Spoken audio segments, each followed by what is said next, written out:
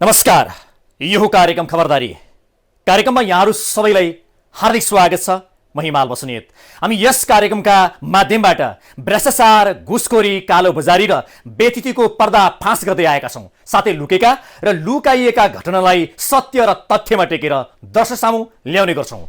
देशमा गणतन्त्र आएको वर्षौं भएको छ, तर आम भुइँ मान्छेले गणतन्त्र आएको महसुस गर्न सकेका छैनन्। जनताले नेताहरूलाई सत्तामा पुर्याए, तर उनीहरू आफै परिवर्तन भए। जनताको जीवन स्तर परिवर्तन गर्न सकेका छैनन्। देशमा जताततै महँगी, कालोबजारी र घुसखोरी मौलाएको छ। राजनीतिक दलहरू जनताको समस्या समाधान गर्न भन्दा सत्ताको लडाईँमा व्यस्त छन्।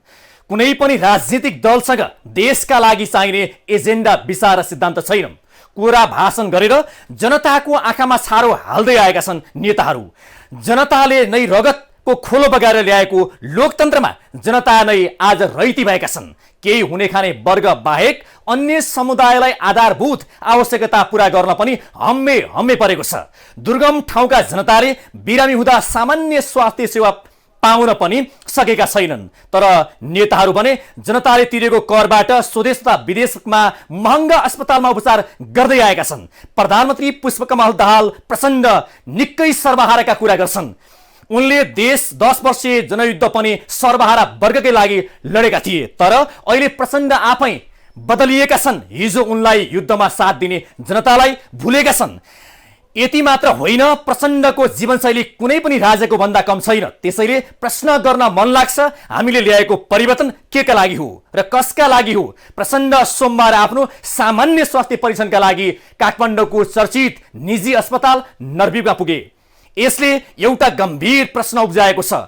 यो देशमा समानता खोइ आज पनि अधिकांश नेपालीले सामान्य स्वास्थ्य सेवाका लागि पनि राजधानी नै धाउनु परेको छ। काठमाडौँमा रहेका सरकारी अस्पतालको अवस्था नाजुक छ, तर प्रचण्ड जनताले तिरेको करबाट निजी अस्पतालमा स्वास्थ्य जाँच गर्न जान्छन्। त्यस्तै लामो समय लोकतन्त्रका लागि जेल भुगेका बताउने कांग्रेस सभापति शेरबहादुर देउबा पनि सामान्य उपचारका लागि सिङ्गापुर गएका छन्। जय होस् लोकतन्त्र। संसदमा जनता देशका लागि कानुन बनाउन आफ्ना प्रतिनिधिलाई छनौट गरेर पठाउँछन्, तर संसदमा पुगेपछि सांसदहरू जुङ्गाको लडाईँमा व्यस्त हुने गरेका छन्।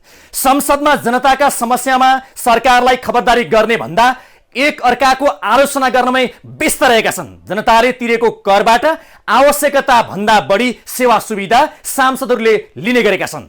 सांसदहरूको सेवा सुविधा राज्यको दोहन कसरी भइरहेको छ हेर्नुहोस् रिपोर्ट। र आजसम्म 298% नागरिकले कर तिर्छन्। ल कर 298 तिर्दाखेरि हामीले के दियौँ नागरिकलाई? प्रहरी कार्यालयमा गएर डन्डा हान्छ, सिडिओ हाकिम भएर बसेका छन्। जनताले कर तिरेपछि जनता मालिक होइन, जनतालाई शिक्षा दियौँ, स्वास्थ्य दियौँ, रोजगारी दियौँ, बत्ती दियौँ, पानी दियौँ, रोड दियौँ, केही दिएका छौँ? जनताले कर तिरेपछि सुविधा लिनु पर्दैन? आज तपाईँले कुनै पसलमा गएर 100 रुपियाँको चाउचाउ चाहियो भनेपछि 100 रुपियाँ तपाईँलाई दिएपछि कि त 100 रुपियाँ फिर्ता गर्नु पर्यो कि त चाउचाउ दिनु पर्यो। आज जनताले अरबौं रुपियाँ हामीलाई करोडौं रुपियाँ कर तिर्दाखेरि जनताले सुविधा पाउनु पर्दैन? करका दर रेट बढाउने होइन, सुविधा बढाउनुहोस्। जनतालाई कर तिर्नका लागि प्रहरीको डन्डा चाहिँदैन, जनताले आफै कर तिर्छ। यो भनाई प्रतिनिधि सभा सदस्य ज्ञानबहादुर साई उर्फ ज्ञानेन्द्र साईको हो। आर्थिक वर्ष 2080-81 को बजेटमा सरकारले करको दर बढाएपछि सांसद साईले प्रतिनिधि सभाको रोस्टमबाटै जनतालाई सुविधा नदिएको टिप्पणी गरेका छन्। उनकै भनाईलाई साभार गर्ने हो भने जनताले कर तिरे पनि त्यो अनुसारको सेवा सुविधा पाएका छैन। आम नागरिक अहिले पनि आधारभूत सुविधाकै भोगमा बाँचिरहेका छन्। स्वास्थ्य, शिक्षा, सडक, खानेपानी लगायतका गुणस्तरीय सेवाबाट आम नागरिकहरूले अहिले पनि वञ्चित हुनुपर्ने अवस्था भएको छ। तर जनताकै लागि काम गर्छु भनेर जनताबाट निर्वाचित भएका सांसदहरूको सुविधा अस्वाभाविक रहेको छ। प्रतिनिधि सभाका लागि प्रति महिना मात्रै सांसदहरूको सुविधामा करोडौं रुपियाँ खर्च हुँदै आएको छ। अझै ठाडो भाषामा भन्दा सांसदले आम नागरिकको करमा मस्ती गरिरहेका छन्। विशेष गरी प्रतिनिधि सभा र राष्ट्रिय सभाका सांसदले मात्रै 5 वर्ष कार्यकालमा झण्डै 2 अर्ब बराबरको सेवा सुविधा लिने गरेका छन्। सांसदहरूले लिइरहेको सेवा सुविधाका सवालमा बेला बेलामा प्रश्न भने नउठेका होइनन्, तर सरकार र संघीय जनप्रतिनिधिले पनि यसमा कुनै चासो दिएका छैनन्। अब यो सेवा सुविधा लिने कुरामा सबै एकमत हुन्छन्। सेवा सुविधामा सांसदहरूले यहाँलाई थाहा छ, पुरुष सांसदले सुत्केरी भत्ता समेत लिएको घटना पनि थिए यो देशमा। जब सेवा सुविधाको कुरा उठ्छ अनि सांसदहरू सब एकमत हुन्छ। सांसद कोषले यो दुरुपयोग भयो भन्ने प्रसङ्ग पनि चलिरहेको थियो, तर अहिले त्यो पनि लागू भयो। यो सांसदको सेवा सुविधा लिने क्रममा चाहिँ सधैँ एकजुट हुन्छन्। राष्ट्रको विकास गर्ने, एजेन्डामा जाने, समृद्धिमा जाने, जनतालाई राहत दिने भन्ने कुरामा फेरि विवाद आउँछ। यसलाई त्यति नौलो विषय मान्नुपर्छ जस्तो मलाई लाग्दैन। राष्ट्रिय सभा र प्रतिनिधि सभामा जम्मा 334 जना सांसदहरू रहेका छन्, जसमा प्रतिनिधि सभा सदस्य 275 जना र राष्ट्रिय सभा सदस्य 59 जना रहेका छन्। यी सांसदहरू मध्ये सभामुख, अध्यक्षीय, प्रतिनिधि सभा विपक्षी दलका नेता, उपसभामुख, उपाध्यक्ष, राष्ट्रिय सभा विपक्षी दलका नेता, सत्ता पक्षका नेता, प्रमुख सचेतक, विपक्षी दलका प्रमुख सचेतक, सभापति, दलको प्रमुख सचेतक, सत्ता पक्षकै सचेतक, विपक्षी दलका सचेतकलाई छोडेर बाँकी 320 जना सांसद छन्। यी सांसदहरूले मात्रै विभिन्न शीर्षकमा प्रति महिनाको 3,93,93,600 रुपियाँ बराबरको सेवा सुविधा लिँदै आएका छन्, जसमा एकजना सांसदले मात्रै प्रति महिनाको पारिश्रमिक 55,230, विशेष भत्ता 1,000, बैठक भत्ता प्रतिदिन 1,000, संचार सुविधा 3,000, आवास सुविधा 18,000, फर्निचर एकमुष्ट 15,000, यातायात सुविधा प्रतिदिन 1,000, बिजुली धारा 1,000, दैनिक भ्रमण भत्ता 2,500, अतिथि सत्कार 1,000 सांसदहरूले बुझ्दै आएका छन्। राजनीति समाजसेवा हो। राजनीति गर्न आउनु भनेको जागिरी खान होइन, राजनीति गर्नु भनेको कमाई धन्दा होइन, राजनीति भनेको सामाजिक सेवा गर्ने हो, मानव धर्म हो। सामाजिक सेवा गर्न मन हुने ती उदार छाती भएका व्यक्तिहरू राजनीतिमा आउनु पर्थ्यो।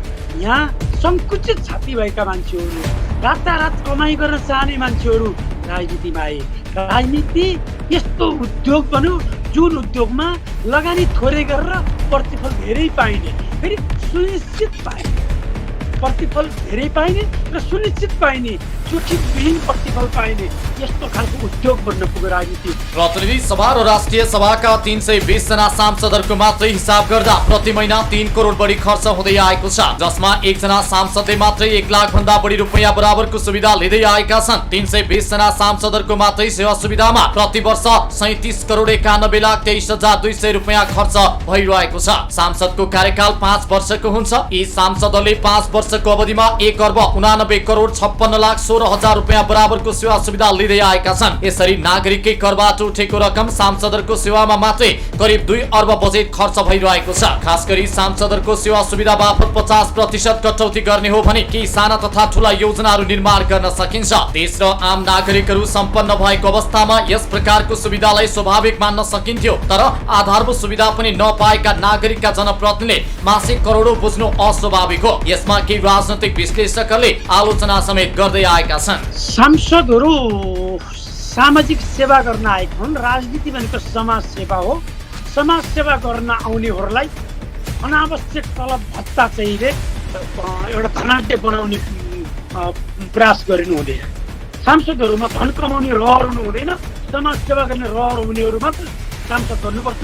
धन कमाउन रहर हुनेहरूले उद्योग व्यवसाय अथवा जग्गा व्यापार गरे हुन्छ। सरकारले प्रत्येक वर्ष करको दर र दायरा बढाउँदै लगेको छ। नागरिक पनि चुपचाप सरकारले भने जस्तै कर तिर्दै आइरहेका छन्। यसको बदलामा नागरिकले अपेक्षा गरे अनुसार सुविधा भने पाएका छैनन्। बरु जनताबाट निर्वाचित भएका सांसदहरू सेवा सुविधामै मोटाउँदै गएका छन्। आम नागरिकसँग प्रत्यक्ष सरोकार राख्ने स्वयं विकास निर्माणका योजनाहरू अलपत्र परेका छन्। कतै बजेट अभावले त कतै निर्माण कम्पनीको लापरवाही, कर्मचारीको बदमाशी, नेतृत्वको उदासीनताकै कारणले भौतिक पूर्वाधारका योजनाहरू अलपत्र परेका छन्। सडक निर्माणको अवस्था भद्रगोल छ। नदी तथा खोलाहरूमा पुलका लागि पिल्लर मात्रै ठडिएका छन्। विद्यालयका भवनहरू निर्माण सम्पन्न नहुँदै जीर्ण बनिसकेका छन्। डाक्टरहरू भएका अस्पतालमा औषधि छैन। ग्रामीण भेगमा त सरकारले डाक्टर पनि पठाउन सकिरहेको छैन। बिजुली बेच्ने सपना देखेका सरकारले नागरिकहरू अझै अन्धकारमा बसेका छन् भन्ने हेक्का समेत राखेको छैन। जलस्रोतको दोस्रो धनी देशमा खानेपानीको व्यवस्था हुन सकेको छैन। मुख्य सहरकै बासिन्दाहरू अहिले पनि खानेपानीका लागि शास्ति भोग्दै आइरहेका छन्। खेलकुद त अहिले पनि राज्यको कल्पना भन्दा बाहिर भन्दा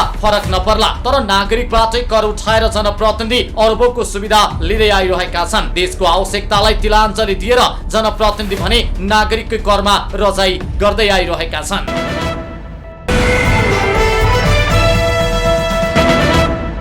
नेपालमा कम्युनिस्ट नामका पार्टी च्याउ जस्तै उम्रिएका छन्। सुरुमा एउटै कम्युनिस्ट पार्टी स्थापना भए पनि विभिन्न कालखण्डमा पार्टी फुट्दा आज देशमा 1 दर्जनभन्दा बढी कम्युनिस्ट पार्टीहरू छन्।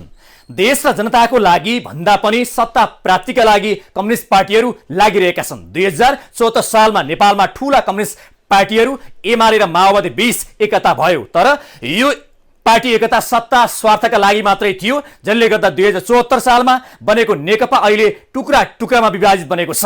एमालेबाट विद्रोह गरेका नेता माधव नेपालले नयाँ पार्टी स्थापना गरे। प्रचण्ड माओवादी र केपी एमाले पार्टीमै फर्किए। अहिले सँगै रहेका माधव नेपाल र प्रचण्ड बीच पनि सम्बन्ध राम्रो छैन। नेपालले पटक पटक सरकार ढाल्ने चेतावनी दिँदै आएका छन्। हेर्नुहोस् यो रिपोर्ट। नेकपा माओवादी केन्द्रका अध्यक्ष पुष्पकमल दाहाल प्रचण्ड र नेकपा एकीकृत समाजवादीका अध्यक्ष माधव कुमार नेपाल लामो समयदेखि एक साथ छन्। तत्कालीन नेकपा हुनुभन्दा अगाडि नै आम चुनावमा गठबन्धन गरेका पार्टीहरूको सहकार्य अहिलेसम्म पनि जारी छ। 2074 सालको आम निर्वाचनपछि तत्कालीन एमाले र माओवादी केन्द्रबीच एकता भएर नयाँ दल नेकपा बनेको थियो, तर यो दललाई अदालतले नै फुटाइदिएपछि नेकपामा जोडिएका दलहरू पुरानै अवस्थामा फर्किएका थिए। सो क्रममा माओवादी र एमाले अलग अलग भए, तर नेकपा एमालेका अध्यक्षसँग रुष्ट भएका माधव कुमार नेपाल समूह भने सोही समयमा नयाँ पार्टी खोलेर अगाडि बढ्यो। नेकपा यसको नेतृत्व अहिले माधव कुमार नेपालले गर्दै आइरहेका छन्। नेकपा हुँदा जोडिएका प्रचण्ड माधवको सम्बन्ध अहिले पनि जारी छ, तर त्यो सुमधुर भने छैन। अहिले सरकारको नेतृत्व प्रचण्डले गर्दै आइरहेका छन्। नेकपा यस पनि प्रचण्ड नेतृत्वको सरकारमा सहभागी रहेको छ। मन्त्री र राज्य मन्त्री सहित नेकपा यस प्रचण्ड सरकारमा सहभागी भएको हो, तर पछिल्ला केही अभिव्यक्तिका कारण प्रचण्ड र माधवको सम्बन्धका सवालमा विभिन्न प्रश्नहरू उठ्न थालेका छन्। यी नेताहरूले पनि यस्तै अभिव्यक्ति दिँदै आइरहेका छन्। विशेष गरी नेकपा यसका अध्यक्ष नेपालले सरकार ढाल्ने भन्दै पछिल्ला समयमा मात्रै पटक पटक चेतावनी दिँदै आएका छन्। नेकपा एकीकृत समाजवादीका अध्यक्ष नेपालले वर्तमान सत्ता गठबन्धनको सरकार ढाल्ने आशय व्यक्त गरेका छन्। आइतबार प्रतिनिधि सभाको बैठकपछि सञ्चारकर्मीसँग कुराकानी गर्दै उनले सत्ता गठबन्धन 5 वर्ष चलाउनु पर्ने र त्यसका लागि प्रयास गर्ने भए पनि बजेट यथास्थितिमै पास भएमा सरकार ढाल्ने आशंका व्यक्त गरेका हुन्। उनले बजेटमा सबैजना असन्तुष्ट रहेको उल्लेख गर्दै प्रधानमन्त्री र अर्थमन्त्रीले लचकता नदेखाएकै कारण सरकार दुर्घटनामा जाने चेतावनी दिएका छन्। उनले बजेट 3 जिल्ला गोर्खा, डडेलधुरा र नुवाकोट केन्द्रित भएको बताउँदै आएका छन्। साथै पार्टीले पनि बजेट यथास्थितिमा पास गर्न नदिने अडान लिइरहेको छ। यद्यपि नेकपा एकीकृत समाजवादी 2 मन्त्रालय सहित अहिले सरकारमा सहभागी छ। नेकपाका सांसदले प्रतिनिधि सभामा पनि सरकारको आलोचना गर्दै आइरहेका छन्। सरकारमा सहभागी भए पनि सरकारका विरुद्ध बोल्दै आएको नेकपा यसका सांसद सरकार ढाल्ने चेतावनी दिइरहेका छन्। सत्ता पक्षकै सांसदले बजेट आवश्यकता अनुसारको नभएको टिप्पणी गरिरहेका हुन्। सत्ता पक्षकै सांसदहरू बजेटमा असन्तुष्टि देखिनु र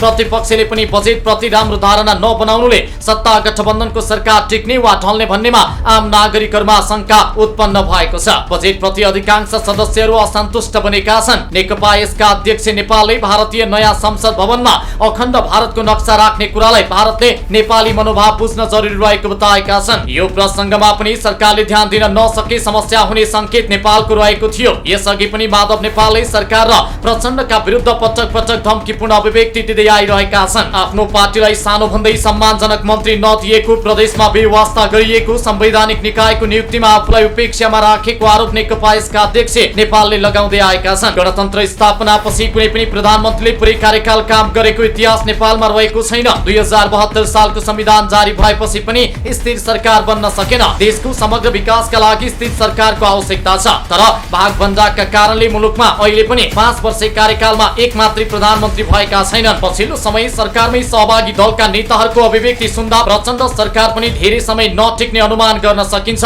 देश निर्माणका लागि स्थिर सरकार आवश्यक छ, तर स्वार्थ नमिलेकै कारण सरकार ढाल्ने बाटोमा लाग्नु राम्रो पक्ष होइन।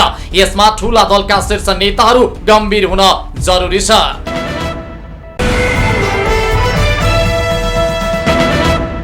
देशको राजनीतिक कारण युवाहरू ज्यादै वितृष्णा पैदा भएको छ। नेपाल धेरै सम्भावना बोकेको देश भए पनि राजनैतिक खिचतानीका कारण आज गरिब देशको सूचीबाट हट्न सकेको छैन। देशका संवैधानिक अङ्गहरूमा पनि राजनीतिक हस्तक्षेप कायमै छ। सर्वोच्च अदालतको प्रधान न्यायाधीशको नियुक्ति पनि राजनीतिक भागभण्डाको आधारमा हुने गरेको छ। सबै संवैधानिक निकायहरूमा आफ्नो नीति नियममा चल्न सकेका छैनन्। जबसम्म संवैधानिक निकायमाथि र राजनीतिक हस्तक्षेप कायम रहन्छ तबसम्म लोकतन्त्र मजबुत हुन सक्दैन। हवस् त, अहिलेलाई खबरदारी यति नै। अर्को श्रृङ्खलामा भेटौँला। नमस्ते।